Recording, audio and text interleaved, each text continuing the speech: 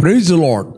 ಯೇಸು ಕ್ರಿಸ್ತನ ಹೆಸರಿನಲ್ಲಿ ಜಯದ ವಾಕ್ಯ ಈ ಕಾರ್ಯಕ್ರಮಕ್ಕೆ ನಿಮ್ಮನ್ನು ಸ್ವಾಗತಿಸ್ತಾ ಇದ್ದೇನೆ. ಬನ್ನಿ, ಇವತ್ತಿನ ದಿನವು ಕರ್ತನಿಂದ ನೇಮಿಸಲ್ಪಟ್ಟಿದೆ. ಇದನ್ನು ಆನಂದ ಪಡೋಣ, ಸಂತೋಷ ಪಡೋಣ. ಸಂತೋಷ ಆನಂದದೊಡನೆ ನಾವು ತಂದೆಯ ದೇವರನ್ನು ಆರಾಧಿಸುವ, ಘನಪಡಿಸುವ, ಮಹಿಮೆ ಪಡಿಸುವ. ಪ್ರೇರೆ, ದೇವರ ವಾಕ್ಯಕ್ಕೆ ಹೋಗುವ ಮುಂಚೆ ನಾವೆಲ್ಲರೂ ಹೃದಯಪೂರ್ವಕವಾಗಿ ತಂದೆಯನ್ನು ಆರಾಧಿಸುವ, ಮತ್ತು ನಾವು ದೇವರ ವಾಕ್ಯವನ್ನು ಧ್ಯಾನ ಮಾಡುವ. Praise God. ಬನ್ನಿ ಪ್ರಿಯರೇ, ಈ ಮುಂಜಾನೆ ವೇಳೆಯಲ್ಲಿ ನಮ್ಮ ತಂದೆಯನ್ನು ನಾವು ಆರಾಧಿಸುವ. ಆತನು ನಮ್ಮನ್ನು ಮಕ್ಕಳನ್ನಾಗಿ ಆರಿಸಿಕೊಂಡಿದ್ದಾನೆ. ಕ್ರಿಸ್ತನಲ್ಲಿ ನಮ್ಮನ್ನು ಅರಸರನ್ನಾಗಿ, ಯಾಜಕರನ್ನಾಗಿ ಮಾಡಿದ್ದಾನೆ. ಬನ್ನಿ ಮುಂಜಾನೆ ವೇಳೆಯಲ್ಲಿ ನಾವು ಆತನನ್ನು ಆರಾಧಿಸುವ. Thank you Jesus. ಓ ರಬಾಷನ್, we worship you father. Thank you Lord. Thank you Jesus. Thank you Lord. ಮಗನಾಗಿ ಆರಿಸಿಕೊಂಡೆ, ಪುನರ್ಜನ್ಮ ನೀಡಿರುವೆ. ಮಗನಾಗಿ ಆರಿಸಿಕೊಂಡೆ, ಪುನರ್ಜನ್ಮ ನೀಡಿರುವೆ. ಅರಸಾರು ನಾವೆಲ್ಲರೂ, ಅಯ್ಯ ಯಾಜಕರು ನಾವೆಲ್ಲರೂ. ಅರಸಾರು ನಾವೆಲ್ಲರೂ, ಅಯ್ಯ ಯಾಜಕರು ನಾವೆಲ್ಲರೂ. ನಿನ್ನನ್ನು ಆರಾಧಿಸುವೆವು, ಆರ್ಭಟಿಸುವೆವು, ಪ್ರೀತಿಸುವೆವು. ನಿನ್ನನ್ನು ಆರಾಧಿಸುವೆವು, ಆರ್ಭಟಿಸುವೆವು, ಪ್ರೀತಿಸುವೆವು. Thank you Jesus. We worship you father. Oh, ನಿನ್ನ ಕ್ರಿಯೆಗಳು ಅದ್ಭುತವಾದದ್ದು, ಅತಿಶಯವಾದದ್ದು. Thank you Jesus. ನಿನ್ನನ್ನೇ ನಾವು ಆರಾಧಿಸುವರಾಗಿದ್ದೇವೆ ಜೀಸಸ್. Thank you Lord. ನಿನ್ನ ಕ್ರಿಯೆಗಳೆಲ್ಲ ಅತಿಶಯ ಆಶ್ರಯವೇ. ನಿನ್ನ ಕ್ರಿಯೆಗಳೆಲ್ಲ ಅತಿಶಯ ಆಶ್ರಯವೇ. ನಿನ್ನ ಮಾರ್ಗವೆಲ್ಲ ಅಯ್ಯ ನಿತ್ಯವೂ ಜೀವವಯ್ಯ. ನಿನ್ನ ಮಾರ್ಗವೆಲ್ಲ ಅಯ್ಯ ನಿತ್ಯವೂ ಜೀವವಯ್ಯ. ನಿನ್ನನ್ನು ಆರಾಧಿಸುವೆವು, ಆರ್ಭಟಿಸುವೆವು, ಪ್ರೀತಿಸುವೆವು. ನಿನ್ನನ್ನು ಆರಾಧಿಸುವೆವು, ಆರ್ಭಟಿಸುವೆವು, ಪ್ರೀತಿಸುವೆವು.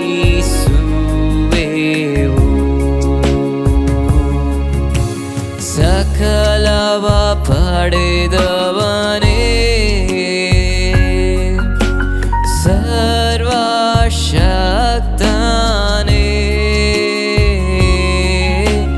ಸಕಲವ ಪಡೆದವನೇ, ಸರ್ವಶಕ್ತನೇ.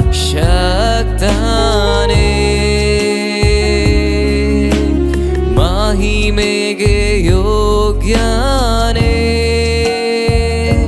ಅಯ್ಯಾನಂದಾದ ದೀಪವೇ.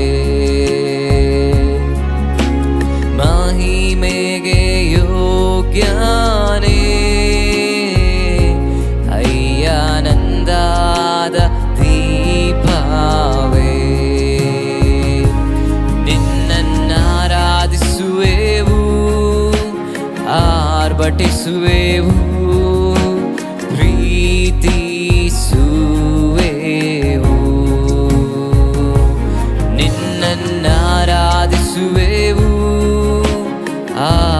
ಆರ್ಭಟಿಸುವೆವು, ಪ್ರೀತಿಸುವೆವು,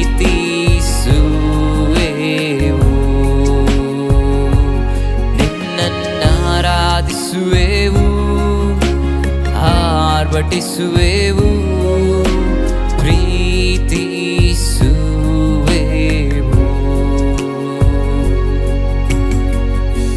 thank you Jesus, thank you father,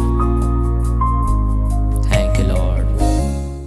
okay, ದೇವರ ನಾಮಕ್ಕೆ ಸ್ತೋತ್ರವಾಗಲಿ. ಇವತ್ತು ನಾವು ಧ್ಯಾನಕ್ಕೆ ತೆಗೆದುಕೊಂಡಂತಹ ದೇವರ ವಾಕ್ಯದ ಭಾಗ ಜಾನೋಕ್ತಿ 11ನೇ ಅಧ್ಯಾಯ 8ನೇ ವಚನ. ಜಾನೋಕ್ತಿ 11ನೇ ಅಧ್ಯಾಯ 8ನೇ ವಚನ. ಶಿಷ್ಟನು ಇಕ್ಕಟ್ಟಿನಿಂದ ಪಾರಾಗುವನು, ದುಷ್ಟನು ಅವನಿಗೆ ಬದಲಾಗಿ ಅದರಲ್ಲಿ ಬೀಳುವನು. 9ನೇ ವಚನ ಹೇಳ್ತದೆ, ಧರ್ಮಭ್ರಷ್ಟನು ಬಾಯಿಂದ ನೆರೆಯವನನ್ನು ಹಾಳು ಮಾಡುವನು, ಶಿಷ್ಟನು ತಿಳುವಳಿಕೆಯಿಂದ ಉದ್ಧಾರನಾಗುವನು. ಓಕೆ, ಇಲ್ಲಿ ದೇವರ ವಾಕ್ಯ ಹೇಳ್ತದೆ, ಶಿಷ್ಟನು ಇಕ್ಕಟ್ಟಿನಿಂದ ಪಾರಾಗುವನು. ಶಿಷ್ಟ ಅಂದರೆ ಯಾರು? ಶಿಷ್ಟ ಅಂದರೆ ನೀತಿವಂತ. ಶಿಷ್ಟ ಅಂತ ಹೇಳಿದರೆ ಇನ್ನೊಬ್ಬರಿಗೆ ಸಹಾಯ ಮಾಡುವವ. ಇವತ್ತು ನಾವು ಶಿಷ್ಟರಾದದ್ದು ದೇವರ ಕೃಪೆಯಿಂದ. ನಾವು ನೀತಿವಂತನಾದ ದೇವರಿಗೆ ನಾವು ನೀತಿವಂತರಾದ ಮಕ್ಕಳಾಗಿ ನಾವು ಹುಟ್ಟಿದ್ದೇವೆ. ಬಟ್ ಇಂಗ್ಲೀಷಲ್ಲಿ ಇರ್ತದೆ, ನಾವು ಓದುವ, the righteous is delivered out of trouble and the wicked comes in his stead. ಅಂದರೆ ಅವನಿಗೆ ಬದಲಾಗಿ ಬೀಳುವನು. ಓಕೆ ಪ್ರಿಯರೇ, ಯಾವಾಗ ನಾವು ದೇವರು ನಮಗೆ ಏನು ಕೊಟ್ಟಿದ್ದಾನೆ, ಏನು ಕೃಪೆ ಕೊಟ್ಟಿದ್ದಾನೆ ಅದನ್ನು ಎಕ್ನಾಲಜ್ ಮಾಡಿ ನಾವು ಇತರರ ಪ್ರಯೋಜನಕ್ಕೋಸ್ಕರ ಏನು ಮಾಡ್ತೇವೆ ಅಥವಾ ಮಾಡ್ತೇವೆ, ಕೊಡ್ತೇವೆ. ಆತ್ಮಿಕ ಲೋಕದಲ್ಲಿ ಅನೇಕ ಸಂಗತಿಗಳು ನಮ್ಮ ಜೀವಿತದಲ್ಲಿ ನಡೆಯುತ್ತವೆ, ಅನೇಕ ಸಂಗತಿಗಳು ನಡೆಯುತ್ತವೆ. ಮೇ ಬಿ ದುಷ್ಟನು ಅಥವಾ ಈವಿಲ್, ದುರಾತ್ಮಗಳು ಅಥವಾ ಯಾವುದೇ ಮರಣದ ಆತ್ಮ ಈ ಶಿಷ್ಟನನ್ನು ಕೊಲ್ಲಬೇಕಂತ ಬಂದರೆ ಅವನು ಅದರಲ್ಲಿ ಪಾರಾಗುತ್ತಾನೆ. ಆ ಇಕ್ಕಟ್ಟಿನಲ್ಲಿ ಅವನಿಗೆ ಬದಲಾಗಿ ದುಷ್ಟನು ಬೀಳ್ತಾನೆ. ಆ್ಯಕ್ಚುಲಿ ಕಳ್ಳನು ಬರುತ್ತಾನೆ ಈ ಮನೆಯನ್ನು ಕದಿಬೇಕಂತ, ನಿನ್ನ ಮನೆಯನ್ನು ಕದಿಬೇಕಂತ. ಬಟ್ ನ್ಯೂಸ್ ಬರ್ತದೆ ಪಕ್ಕದ ಮನೆಯಲ್ಲಿ ಯಾರೋ ಕದ್ದುಕೊಂಡು ಹೋದ್ರಂತ. ದುಷ್ಟನು ಬರುತ್ತಾನೆ ನಿನಗೆ ಆಕ್ಸಿಡೆಂಟ್ ಮಾಡಬೇಕಂತ, ನಿನಗೆ ನ್ಯೂಸ್ ಬರ್ತದೆ ಯಾರೋ ಪಕ್ಕದವರು ಆಕ್ಸಿಡೆಂಟ್ ಆದರಂತ. ಇಲ್ಲಿ ನಾವು ನೋಡ್ತೇವೆ, ದ ಟಾರ್ಗೆಟ್ ಆದದ್ದು ನೀನು, ಬಟ್ ಯಾರು ಅದರಲ್ಲಿ ಬೀಳ್ತಾರೆ. ಅದಕ್ಕೆ ಬೈಬಲ್ ಹೇಳುತ್ತದೆ, ಶಿಷ್ಟನು ಅಂದರೆ ನೀತಿವಂತನು ಇಕ್ಕಟ್ಟಿನಿಂದ ಪಾರಾಗುವನು, ದುಷ್ಟನು ಅದಕ್ಕೆ ಬದಲಾಗಿ ಬೀಳುವನು. ಅದನ್ನು ಯಾವಾಗ ನೀನು ಎಕ್ನಾಲಜ್ ಮಾಡಬೇಕು. ನೀನು ಮಾಡಿದ ಯಾವುದೇ ಒಂದು ಕ್ರಿಸ್ತನಲ್ಲಿ ಒಳ್ಳೆಯ ಕೆಲಸ ಅದು ನಿನ್ನನ್ನು ಪ್ರೊಟೆಕ್ಟ್ ಮಾಡುತ್ತದೆ. Don't be discourage. ಬೈಬಲ್ ಸಾಧ್ಯವಾದರೆ ಎಲ್ಲರಿಗೆ ನಾವು ಒಳ್ಳೆಯದನ್ನು ಮಾಡೋಣ, ಮನಗುಂದದಿದ್ದರೆ ತಕ್ಕ ಕಾಲದಲ್ಲಿ ನಾವು ಫಲವನ್ನು ಕೊಯ್ತೇವೆ. ಓಕೆ, ಬೇಸರಗೊಳ್ಳದೆ. ನಾವು ಓದುವ ಗಲಾತ್ಯರಿಗೆ ಬರೆದ ಪತ್ರಿಕೆ ಗಲೇಷಿಯನ್ಸ್ 6 ಚಾಪ್ಟರ್ 9 ವರ್ಸ್. ಒಳ್ಳೆಯದನ್ನು ಮಾಡುವುದರಲ್ಲಿ ಬೇಸರಗೊಳ್ಳದೆ ಇರೋಣ, ಯಾಕಂದರೆ ಮನಗುಂದದಿದ್ದರೆ ತಕ್ಕ ಸಮಯದಲ್ಲಿ ಬೆಳೆಯನ್ನು ಕೊಯ್ಯುವೆವು. ಒಳ್ಳೆಯದನ್ನು ಮಾಡು. Righteous man always do good to others. ಒಬ್ಬ ನೀತಿವಂತರ ಇನ್ನೊಬ್ಬರಿಗೆ ಒಳ್ಳೆಯದನ್ನು ಮಾಡುತ್ತಾನೆ, ಆ ವ್ಯಕ್ತಿ ಇಕ್ಕಟ್ಟಿನಿಂದ ಪಾರಾಗುತ್ತಾನೆ. ದುಷ್ಟ ಅಂತ ಹೇಳಿದರೆ ದೇವರ ವಾಕ್ಯವನ್ನು, ದೇವರ ಇನ್ಸ್ಟ್ರಕ್ಷನನ್ನು ಅಲಕ್ಷ್ಯ ಮಾಡುವ ವ್ಯಕ್ತಿ. ಓಕೆ, ಕೀರ್ತನೆ 9:17 ಹೇಳಿದೆ, ದುಷ್ಟರು ಅಂದರೆ ದೇವರನ್ನು ಅಲಕ್ಷ್ಯ ಮಾಡುವವರು. ದುಷ್ಟರು ಅಂದರೆ ದೇವರನ್ನು ಅಲಕ್ಷ್ಯ ಮಾಡುವವರು. ದೇವರು ನಿನಗೆ ಏನು ವಾಕ್ಯ ಕೊಟ್ಟಿದ್ದಾನೆ, ಏನು ಮಾತು ಕೊಟ್ಟಿದ್ದಾನೆ ಅದನ್ನು ನೀನು ಅಲಕ್ಷ್ಯ ಮಾಡುವಂಥದ್ದು, ನೆಗ್ಲೆಕ್ಟ್ ಮಾಡುವಂಥದ್ದು. ಓಕೆ, ಇಲ್ಲಿ ಸತ್ಯವೇದ ಹೇಳ್ತದೆ, ಶಿಷ್ಟನು ಇಕ್ಕಟ್ಟಿನಿಂದ ಪಾರಾಗ್ತಾನೆ. ನಿನ್ನ ಜೀವಿತದಲ್ಲಿ ಅನೇಕ ಇಕ್ಕಟ್ಟುಗಳಿರ್ಬೋದು. ಇಕ್ಕಟ್ಟಿನಲ್ಲಿ ಆತನು ನಿನಗೆ ವಿಶೇಷ ಸಹಾಯಕನಾಗಿದ್ದಾನೆ. ಇಕ್ಕಟ್ಟಿನ ದಿನದಲ್ಲಿ ಆತನನ್ನು ಪ್ರೊಟೆಕ್ಟ್ ಮಾಡುತ್ತಾನೆ. ನೀನು ಏನು ಒಳ್ಳೆಯದನ್ನು ಮಾಡಿದ್ದಿ, ನೀನು ಏನು ಇನ್ನೊಬ್ಬರಿಗೆ ಸಹಾಯ ಮಾಡಿದ್ದಿ, ಏನು ಇನ್ನೊಬ್ಬರಿಗೆ ಬೆನಿಫಿಟ್ ಆಗೋ ಮಾಡಿದ್ದಿ, ಇನ್ನೊಬ್ಬರಿಗೆ ಲಾಭ ಆಗೋಗೆ ಮಾಡಿದ್ದಿ, ಓಕೆ, ನೀನು ಇಕ್ಕಟ್ಟಿನಿಂದ ಪಾರಾಗುತ್ತೆ. ಯಾಕೆ ನೀನು ಇನ್ನೊಬ್ಬರಿಗೆ ಒಳ್ಳೆಯದನ್ನು ಮಾಡುತ್ತಿ? Because you love Jesus. ನೀನು ಯೇಸುವನ್ನು ಪ್ರೀತಿ ಮಾಡ್ತಾ ಇದ್ದಿ. ಅದಕ್ಕೆ ಯೇಸು ಹೇಳಿದ, ನೀವು ನನ್ನನ್ನು ಪ್ರೀತಿ ಮಾಡೋದಾದರೆ ನನ್ನ ಮಾತುಗಳನ್ನು ನೀವು ಕೈಗೊಂಡು ನಡೀತೀರಿ. You will do my command. ನಾನು ನಿಮಗೆ ಏನು ಆಜ್ಞಾಪಿಸ್ತೇನೆ ಅದನ್ನು ಮಾಡುತ್ತೀರಿ. ಓಕೆ, ಈ ಸ್ವಾಮಿ ಪೇತ್ರನಿಗೆ ಕೇಳಿದ. ಪೇತ್ರ ನಿರಾಶೆ ಆದ, ಮೀನು ಹಿಡಿಲಿಕ್ಕೆ ಹೋಗಿದ್ದಾನೆ. ಯೋನನ ಮಗನಾದ ಸೀಮೋನ್ನೇ, ನಿನ್ನನ್ನು ಪ್ರೀತಿ ಮಾಡ್ತೀಯಾ? ಎಸ್ ಲಾರ್ಡ್, ಹಾಗಾದರೆ ನನ್ನ ಮಂದೆಯನ್ನು ಕಾಯು. ನಿನ್ನ ಪ್ರೀತಿ ಮಾಡ್ತೀಯಲ್ವೋ? ಹಾಗಾದರೆ ಇದನ್ನು ಮಾಡು. ರೈಟ್? ಯೇಸು ಹೇಳಿಲ್ಲ ನೀನು ಮಾಡುವುದಾದರೆ ನನ್ನನ್ನು ಪ್ರೀತಿ ಮಾಡ್ತೀಯ ಅಂತನ್ನು. ಮೊದಲು ಕೇಳಿದ, ನಿನ್ನನ್ನು ಪ್ರೀತಿ ಮಾಡ್ತೀಯಾ? ಅದಕ್ಕೆ ಸ್ವಾಮಿ ಪೇತ್ರ ಹೇಳ್ತೇನೆ, ಹೌದು ಸ್ವಾಮಿ, ನಾನು ನಿನ್ನ ಪ್ರೀತಿ ಮಾಡ್ತೇನೆ. ಹಾಗಾದರೆ ನನ್ನ ಮಂದೆಯನ್ನು ಕಾಯು, ನನ್ನ ಮಂದೆಯನ್ನು ಮೇಯಿಸು. ಇಲ್ಲೇ ಸ್ವಾಮಿ 3 ಸರ್ತಿ ಕೇಳ್ತಾನೆ. ಒಂದೇ, ಯೋನನ ಮಗನಾದ ಸೀಮೋನ್ನೇ, ನಿನ್ನನ್ನು ಪ್ರೀತಿ ಮಾಡುತ್ತೀಯಾ? ಇದೇ ಮಾತನ್ನು ಸ್ವಾಮಿ ನಿಮ್ಮ ಹತ್ರ ಕೇಳ್ತಾನೆ. ನೀನು ನನ್ನನ್ನು ಪ್ರೀತಿ ಮಾಡ್ತೀಯಾ?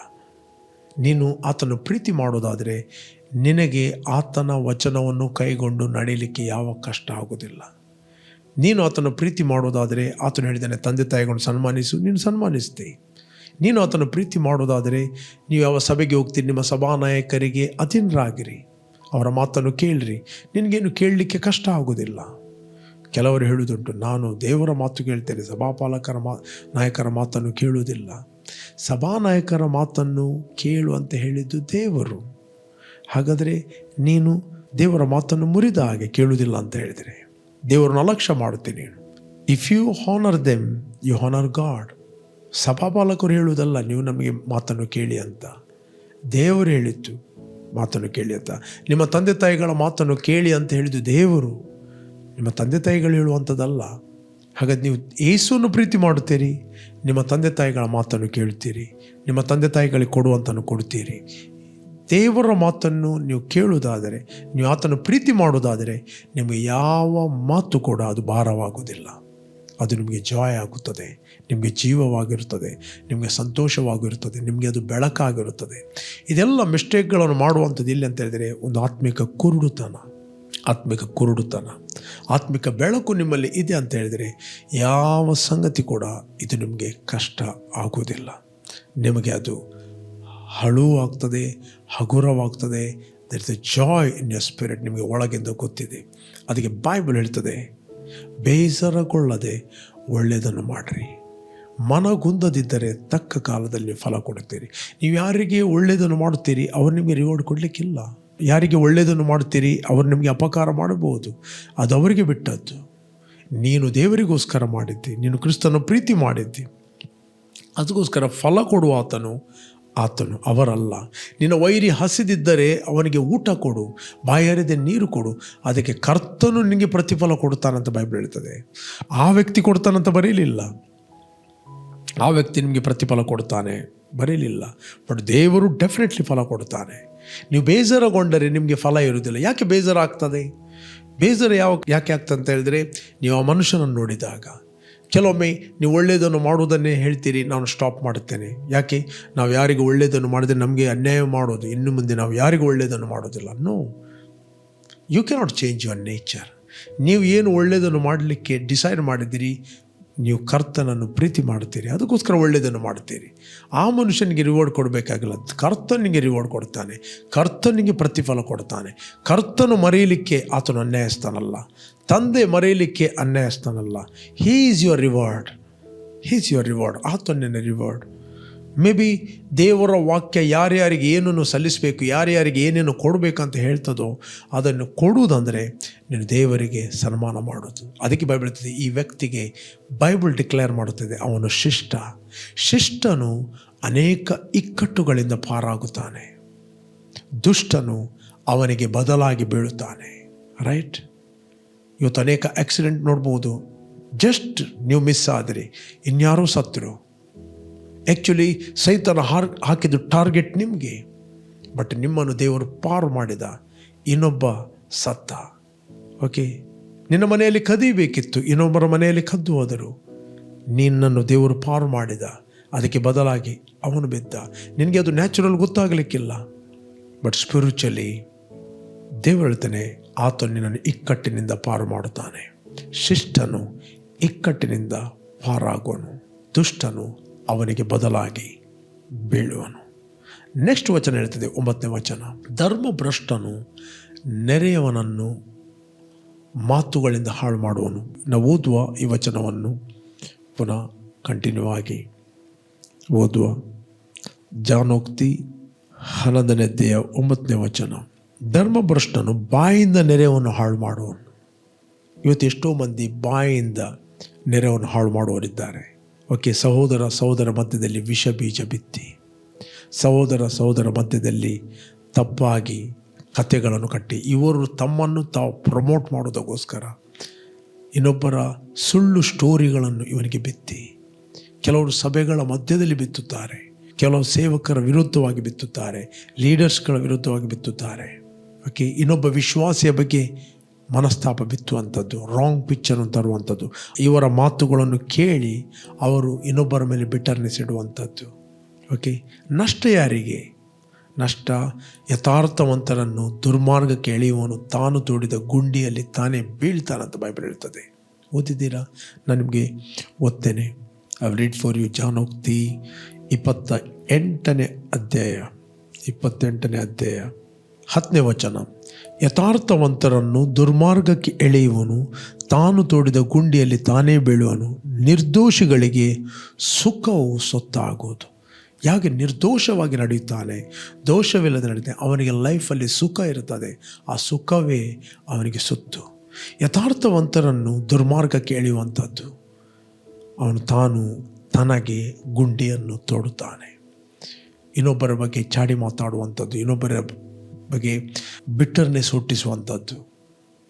ಓಕೆ, ನಿನ್ನ ಬಗ್ಗೆ ಅವರು ಏನೇ ಹೇಳ್ತಾರೆ, ನೆಕ್ಸ್ಟ್ ಆ ವ್ಯಕ್ತಿಯನ್ನು ನೋಡುವಾಗ ಬಿಟ್ಟರ್ನೆಸ್ ಬರುವಂಥದ್ದು. ಆ ವ್ಯಕ್ತಿಯನ್ನು ನೋಡುವಾಗ ಬಿಟ್ಟರ್ನೆಸ್ ಬಂದರೆ ಆ ವ್ಯಕ್ತಿಗೇನು ತೊಂದರೆ ಇಲ್ಲ. ಬಟ್ ಯಾವ ವ್ಯಕ್ತಿ ಇನ್ನೊಬ್ಬರ ಬಗ್ಗೆ ಬಿಟ್ಟರ್ನೆಸ್ ಇಡ್ತಾನೆ, ಆತನು ಅನೇಕ ಡೋರ್ಗಳನ್ನು ತನಗೋಸ್ಕರ ಆತನು ತೆರೆಯುತ್ತಾನೆ. ಸೈತಾನಿಗೆ ಬಾಗಿಲುಗಳನ್ನು ತೆರೆಯುತ್ತಾನೆ. ಆ ಸೈತಾನು ರೋಗ, pressure, depression, blood pressure, allergy, ಕಾಯಿಲೆ, ಕಿಡ್ನಿ ಪ್ರಾಬ್ಲಮ್, ಡ್ಯಾಮೇಜ್, ಇದೆಲ್ಲ ಬಿಟ್ಟರ್ನೆಸ್ಸಿಂದ ಬರುವುದು. ಕ್ಯಾನ್ಸರ್, ಇನ್ನೊಬ್ಬರ ಮೇಲೆ ಬಿಟ್ಟರ್ನೆಸ್ ಇಟ್ಟಾಗ ಅನೇಕ ರೋಗಗಳಿಗೆ ಅವರು ಡೋರ್ ಓಪನ್ ಮಾಡುತ್ತಾರೆ. ನೆಕ್ಸ್ಟ್ ಆ ವ್ಯಕ್ತಿಯ ವಿಷಯದಲ್ಲಿ ನಿರುತ್ಸಾಹ, ಡಿಸ್ಕರೇಜ್ಮೆಂಟ್. ಯಾಕೆ? ಈ ವ್ಯಕ್ತಿ ಸುಳ್ಳನ್ನು ಬಿತ್ತಿದ ಆ ವ್ಯಕ್ತಿಯ ಬಗ್ಗೆ. ಯಾಕೆ? ಇವನನ್ನು ತನ್ನ ಪ್ರಮೋಟ್ ಮಾಡೋದಕ್ಕೋಸ್ಕರ. ನೆಕ್ಸ್ಟ್ ಆ ಬಿಟ್ಟರ್ನೆಸ್ನಲ್ಲಿ ಅವನೆಲ್ಲವನ್ನು ಕಳೀತಾನೆ, ಕೆಲಸ ಕಳೀತಾನೆ, ಹಣ ಕಳೀತಾನೆ. ಕಾರಣ ಯಾರು? ಅವನು ಯಥಾರ್ಥವಂತ. ಸಮಾಧಾನ ಪಡಿಸುವವರು ಧನ್ಯರು. ಅವರು ಸಮಾಧಾನ ಎಂಬ ಬೀಜವನ್ನು ಬಿತ್ತಿ ನೀತಿ ಎಂಬ ಫಲವನ್ನು ಕೊಯ್ತಾರೆ. ಬೈಬಲ್ ಹೇಳುತ್ತದೆ. ಪ್ರೇರೆ, ಯಾರಿಗೂ ಕೂಡ ಇನ್ನೊಬ್ಬರ ಬಗ್ಗೆ ನೆಗೆಟಿವ್ ಪಿಕ್ಚರ್ ಕೊಡಬೇಡ್ರಿ. Don't give negative picture. ಯಾರ ಬಗ್ಗೆ ನೀವು ನೆಗೆಟಿವ್ ಪಿಕ್ಚರ್ ಕೊಡೋದಾದರೆ ಇಟ್ ವಿಲ್ ಎಫೆಕ್ಟ್ ಯು. ಸತ್ಯವೇದ ಹೇಳ್ತೀವಿ, ಯಥಾರ್ಥವಂತರನ್ನು ದುರ್ಮಾರ್ಗಕ್ಕೆ ಎಳೆಯುವವನು ತಾನು ತೋಡಿದ ಗುಂಡಿಯಲ್ಲಿ ತಾನು ಬೀಳ್ತಾನೆ. ಆ ಗುಂಡಿ ನೀನು ಎಷ್ಟು ಅದನ್ನು ಮಾಡ್ತಿ, ಅದು ಅಗಿತಾ ಇರ್ತಿ, ಒಂದು ದಿನ ಅದರಲ್ಲಿ ಬೀಳ್ತಿ, ಸಡನ್ಲಿ ಬೀಳ್ತಿ, suddenly destruction, suddenly problem, suddenly. ಅದಕ್ಕೆ ಬೈಬಲ್ ಹೇಳ್ತದೆ, ಧರ್ಮ ನಿಂದಕನು. ಬೈಬಲ್ ಹೇಳ್ತದೆ, ನಾವು ಓದ್ತೇನೆ ಪುನಃ ವಚನವನ್ನು. ಜಾನೋಕ್ತಿ 11ನೇ ಅಧ್ಯಾಯ. ಧರ್ಮಭ್ರಷ್ಟನು ಬಾಯಿಂದ ನೆರೆಯವನನ್ನು ಹಾಳು ಮಾಡುವನು, ಶಿಷ್ಟನು ತಿಳುವಳಿಕೆಯಿಂದ ಉದ್ಧಾರನಾಗುವನು. ಶಿಷ್ಟ ಅಂತ ಹೇಳಿದರೆ ನೀತಿವಂತ, ಶಿಷ್ಟ, ರೈಚಸ್ ಮ್ಯಾನ್. ಅವನು ಹೇಗೆ ಉದ್ಧಾರ ಆಗ್ತಾನೆ? ತಿಳುವಳಿಕೆಯಿಂದ, ರೆವಲೇಷನ್ನಿಂದ. ಕೆಲವರು ಮೆಚೂರ್ ಆದವರು ಏನು ಮಾಡ್ತಾರೆ, ಅವರ ಬಗ್ಗೆ ಯಾರು ಏನು ಹೇಳಿದರು ಅವರ ಬಗ್ಗೆ ತಪ್ಪಿ ಕೂಡ ಅವರು ದ್ವೇಷ ಇಡುವುದಿಲ್ಲ, ಕಹಿ ಭಾವನೆ ಇಡುವುದಿಲ್ಲ. ಅವರು ಹಾಳಾಗಬೇಕೆಂದು ಬಯಸ್ತಿಲ್ಲ, ಅವರು ಲಾಸ್ ಆಗಬೇಕೆಂದು ಬಯಸ್ತಿಲ್ಲ. ಅವರ ಅಭಿವೃದ್ಧಿಯಲ್ಲಿ ಅವರು ಸಂತೋಷ ಪಡುತ್ತಾರೆ. ಅವರು ಕರ್ತನ ಚಿತ್ತವನ್ನು ಮಾಡೋದನ್ನೇ ನೋಡ್ತಾರೆ. ಪ್ರೇರೆ, ನಾವು ಕರೆಯಲ್ಪಟ್ಟಿದ್ದೇವೆ ಇನ್ನೊಬ್ಬರಿಗೋಸ್ಕರ ಒಳ್ಳೆಯದನ್ನು ಮಾಡೋದಕ್ಕೋಸ್ಕರ, ಇನ್ನೊಬ್ಬರಿಗೋಸ್ಕರ ಪ್ರಾರ್ಥನೆ ಮಾಡೋದಕ್ಕೋಸ್ಕರ. ಯೋಬನು ತನ್ನ ಜೀವಿತದಲ್ಲಿ, ಯೋಬನಿಗೆ ತನ್ನ ಸ್ನೇಹಿತರು ಬೇಡವಾದೆಲ್ಲ ಮಾತಾಡಿದರು. ದೇವರು ಅದನ್ನು ಕೇಳಿದ. ನನ್ನ ಸೇವಕನಾದ ಯೋಬನು ಯಥಾರ್ಥವಾಗಿ ಮಾತಾಡಿದಂತೆ ನೀವು ಮಾತಾಡಲಿಲ್ಲ, ಆದ್ದರಿಂದ ನಾನು ನಿಮ್ಮ ಮೂರ್ಖತನಕ್ಕೆ ದಂಡಿಸಿದಂತೆ ನೀವು ಯೋಬನ ಬಳಿಗೆ ಹೋಗಿರಿ ಮತ್ತು ಯಜ್ಞವನ್ನು ಸಮರ್ಪಿಸಿರಿ. ಆತನು ನಿಮಗೋಸ್ಕರ ನನ್ನಲ್ಲಿ ಪ್ರಾರ್ಥನೆ ಮಾಡ್ತಾನೆ. ನಾನು ಅವನ ಪ್ರಾರ್ಥನೆಯನ್ನು ಕೇಳಿ ನಿಮ್ಮ ಮೂರ್ಖತನಕ್ಕೆ ನಾನು ದಂಡಿಸ್ತಿಲ್ಲ. ಓಕೆ, ಇಲ್ಲಿ ಓದಿದರೆ ನಮಗೆ ಸಿಗ್ತದೆ ಯೋಬನ ಗ್ರಂಥ, ಯೋಬ 42ನೇ ಅಧ್ಯಾಯ, ಓಕೆ, 7ನೇ ವಚನ. ಯೆಹೋವನು ಈ ಮಾತುಗಳನ್ನು ಯೋಬನಿಗೆ ಹೇಳಿದ ಮೇಲೆ ತೆಮಾನ್ಯನಾದ ಎಲೀಫಜನನ್ನು ಕುರಿತು ನಿನ್ನ ಮೇಲೆಯೂ ನಿನ್ನ 2 ಸ್ನೇಹಿತರ ಮೇಲೆಯೂ ಕೋಪಗೊಂಡಿದ್ದೇನೆ. ನನ್ನ ದಾಸನಾದ ಯೋಬನು ನನ್ನ ವಿಷಯವಾಗಿ ಯಥಾರ್ಥವನ್ನಾಡಿದಂತೆ ನೀವು ಆಡಲಿಲ್ಲ. ಈಗ 7 ಹೋರಿಗಳನ್ನು 7 ಟಗರುಗಳನ್ನು ತೆಗೆದುಕೊಂಡು ನನ್ನ ದಾಸನಾದ ಯೋಬನ ಬಳಿಗೆ ಹೋಗಿ ನಿಮ್ಮ ದೋಷ ಪರಿಹಾರಕ್ಕಾಗಿ ಹೋಮ ಮಾಡಿರಿ. ನನ್ನ ದಾಸನಾದ ಯೋಬನು ನಿಮ್ಮ ಪಕ್ಷವಾಗಿ ಪ್ರಾರ್ಥನೆ ಮಾಡುವನು. ನಾನು ಅವನ ವಿಜ್ಞಾಪನೆಯನ್ನು ಲಾಲಿಸಿ ನಿಮ್ಮ ಮೂರ್ಖತನಕ್ಕೆ ತಕ್ಕ ದಂಡನೆಯನ್ನು ನಿಮಗೆ ವಿಧಿಸುತ್ತಿಲ್ಲ. ನನ್ನ ದಾಸನಾದ ಯೋಬನು ನನ್ನ ವಿಷಯವಾಗಿ ಸತ್ಯವನ್ನು ನುಡಿದಂತೆ ನೀವು ನುಡಿಯಲಿಲ್ಲ ಎಂದು ಹೇಳಿದನು. 9ನೇ ವಚನ. ಆಗ ತೆಮಾನ್ಯನಾದ ಎಲೀಫಜನು, ಶೋಹನ್ಯನಾದ ಬಿಲಾದನು, ನಾಮತ್ಯನಾದ ಚೋಪರನು ಹೋಗಿ ಯೆಹೋವನು ತಮಗೆ ಆಜ್ಞಾಪಿಸಿದ ಪ್ರಕಾರವೇ ಮಾಡಲು ಯೆಹೋವನು ಯೋಬನ ವಿಜ್ಞಾಪನೆಯನ್ನು ಲಾಲಿಸಿದನು. ಯೆಹೋವನು ಯೋಬನ ವಿಜ್ಞಾಪನೆ ಲಾಲಿಸಿದನು. ಇಲ್ಲಿ ಯೋಬ ತನ್ನ ಸ್ನೇಹಿತರಿಗೋಸ್ಕರ ಪ್ರಾರ್ಥನೆ ಮಾಡ್ತಾನೆ. ಅಫ್ಕೋರ್ಸ್ ದೇವರು ಅವರ ಮೂರ್ಖತನಕ್ಕೆ ದಂಡಿಸ್ತಿಲ್ಲ. They save, they protected. ಅವರು ದೇವರ ಇನ್ಸ್ಟ್ರಕ್ಷನನ್ನು ಮಾಡುತ್ತಾರೆ. ಕೆಲವೊಮ್ಮೆ ಕೆಲವರು ರಿಪೆಂಟ್ ಆಗಲಿಕ್ಕೆ ಈಗೋ, ಹರ್ಟ್ ಅದೆಲ್ಲ ಬಿಡುವುದಿಲ್ಲ. ಅವರು ಯೋಬನ ಹತ್ರ ಯಾಕೆ ಹೋಗಿ ನಾನು ಡೈರೆಕ್ಟಾಗಿ ದೇವರ ಹತ್ರ ಪ್ರಾರ್ಥನೆ ಮಾಡ್ತೇನೆ? ನೋ, ಈ ದೇವರು ಏನು ಇನ್ಸ್ಟ್ರಕ್ಷನ್ ಕೊಟ್ಟಿದ್ದಾರೆ ಅದನ್ನು ನಾವು ಎದುರಿಸುವಂಥದ್ದು ಅಹಂಕಾರ ಅಂತ ಬೈಬಲ್ ಹೇಳ್ತದೆ. ಆತನು ಅಹಂಕಾರಿಗಳನ್ನು ಎದುರಿಸ್ತಾನೆ, ದೀನರಿಗೆ ಹೆಚ್ಚಾದ ಕೃಪೆಯನ್ನು ಕೊಡ್ತಾನೆ. ಮಾತಾಡಿದ್ದಾರೆ. ಈಗ ದೇವರು ಡೈರೆಕ್ಷನ್ ಕೊಡ್ತಾನೆ. ನಿಮ್ಮ ಮೂರ್ಖತನಕ್ಕೆ ನಾನು ದಂಡಿಸಬಾರದಾದರೆ ಯಾವ ವ್ಯಕ್ತಿಯನ್ನು ನೀವು ನೆಗ್ಲೆಕ್ಟ್ ಮಾಡಿದ್ದೀರೋ, ಯಾವ ವ್ಯಕ್ತಿಯನ್ನು ನೀವು ಹೇಟ್ ಮಾಡಿದ್ದೀರೋ, ಯಾವ ವ್ಯಕ್ತಿಗೆ ನೀವು ತೀರ್ಪು ಮಾಡಿದ್ದೀರೋ ಆ ವ್ಯಕ್ತಿಯ ಬಳಿಗೆ ಹೋಗಿ ಆ ವ್ಯಕ್ತಿ ನಿಮಗೋಸ್ಕರ ಪ್ರಾರ್ಥನೆ ಮಾಡ್ತಾರೆ. ಇವರು ಅದನ್ನು ಮಾಡ್ತಾರೆ. ನೆಕ್ಸ್ಟ್ ಯೋಬನು ಕೂಡ ಅವನಿಗೇನು ಅನ್ಫರ್ಗಿವ್ನೆಸ್ ಅಥವಾ ಬಿಟರ್ನೆಸ್ ಅವರ ಮೇಲಿಲ್ಲ. He cannot keep bitterness. ಆತನು ಬಿಟರ್ನೆಸ್ ಇಡಲಿಕ್ಕೆ ಆಗುವುದಿಲ್ಲ. ಅವನು ಯಥಾರ್ಥವಾಗಿ ಪ್ರಾರ್ಥನೆ ಮಾಡುತ್ತಾನೆ. ಬೈಬಲ್ ದೇವರು ಯೋಬನ ವಿಜ್ಞಾಪನೆಯನ್ನು ಲಾಲಿಸ್ತಾನೆ.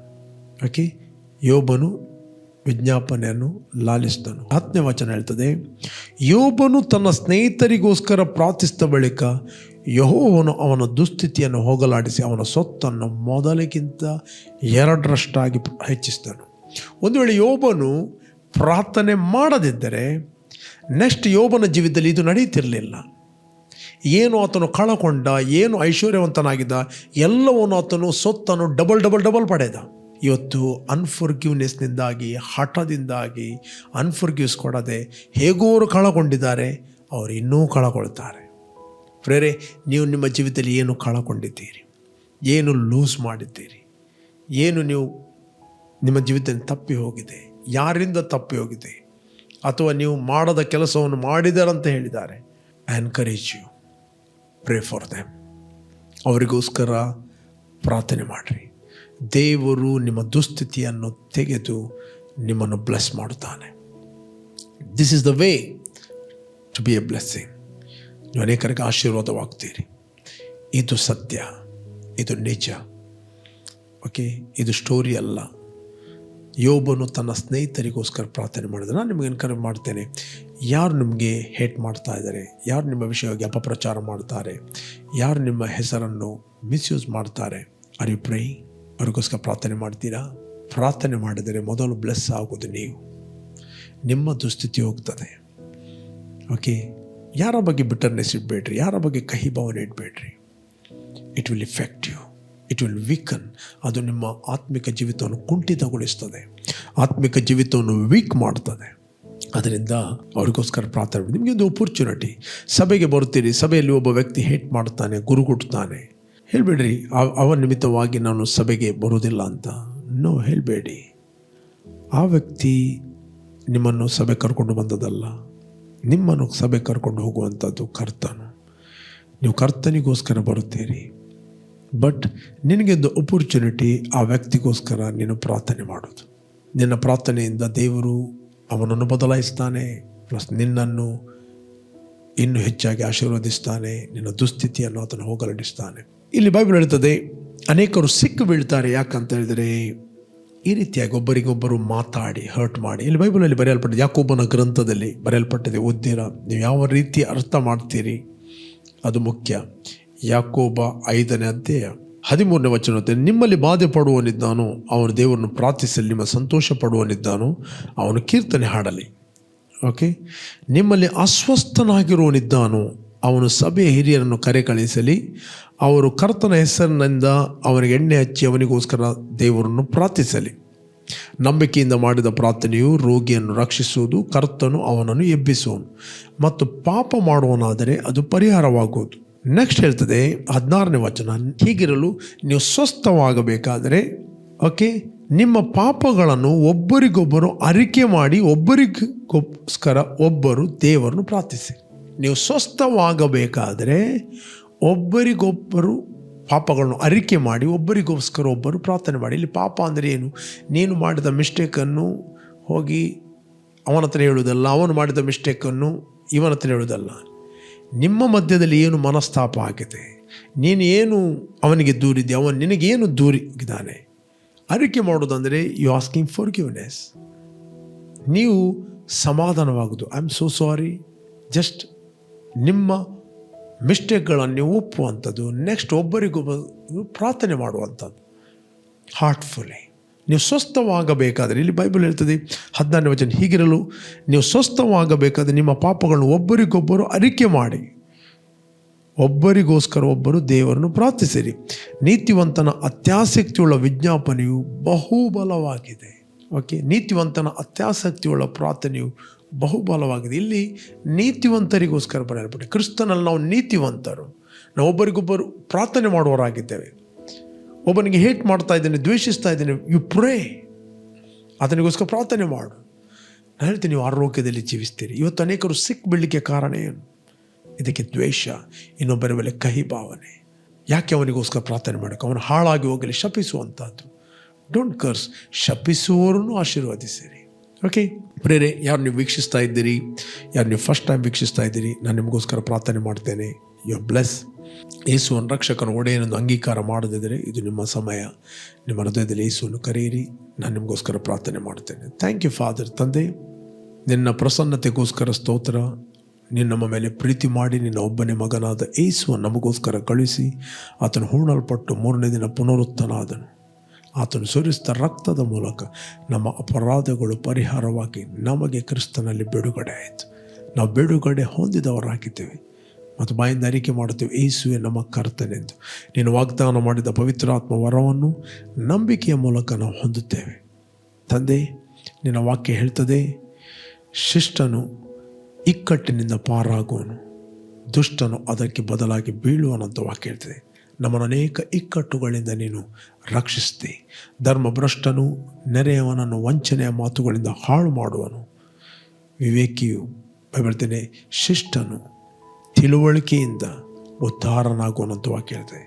ಕ್ರಿಸ್ತನಲ್ಲಿ ನಮಗೆ ಜ್ಞಾನದಿಂದ ನೀನು ಉದ್ಧಾರ ಮಾಡಿದ್ದಿ, ಅದಕ್ಕೋಸ್ಕರ ಸ್ತೋತ್ರ. ಯಾರೆಲ್ಲ ವೀಕ್ಷಿಸ್ತಾ ಇದ್ದರು ಅವರೆಲ್ಲರೂ ಕಂಫರ್ಟ್ ಆಗಲಿ, ಯೇಸು ನಾಮದಲ್ಲಿ ತಂದೆ.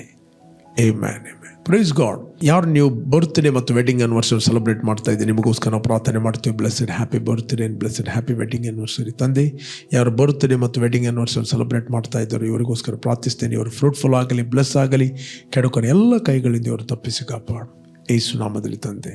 ಆಮೆನ್. ಓಕೆ, ಜಯದ ವಾಕ್ಯ ಕಾರ್ಯಕ್ರಮವನ್ನು ಪ್ರತಿದಿನ ಬೆಳಿಗ್ಗೆ ಬಿಗ್ ಜೆ ಟಿವಿಯಲ್ಲಿ 7 ಗಂಟೆಗೆ 7:30 ವೀಕ್ಷಿಸಿರಿ. 7:30 8 ಗಂಟೆ ಇದೇ ಕಾರ್ಯಕ್ರಮವನ್ನು ರಿಪೀಟ್ ಆಗಿ ನಮ್ಮ ಯೂಟ್ಯೂಬ್ ಚಾನಲ್ ವೀಕ್ಷಿಸಬಹುದು. ನಮ್ಮ YouTube channel word of victory ಸಂಜೆ 7:15 8 ಗಂಟೆಗೆ ಲೈವ್ ಆಗಿ ಫೇಸ್ಬುಕ್ ಮತ್ತು ಯೂಟ್ಯೂಬಲ್ಲಿ ವರ್ಡ್ ಆಫ್ ವಿಕ್ಟ್ರಿ ನಾನು ಮಾತಾಡ್ತಾ ಇದ್ದೇನೆ. ನನ್ನೊಟ್ಟಿಗೆ ಜಾಯ್ನ್ ಆಗಿರಿ. ಕೆಲವೊಮ್ಮೆ ಪ್ರೀಮಿಯರ್ ಆಗ್ತಾರೆ, ಬನ್ನಿ. ನೀವು ದಿನಾಲು ವಾಕ್ಯವನ್ನು ಕೇಳುವಂಥ ಅಭ್ಯಾಸವನ್ನು ಮಾಡಿರಿ.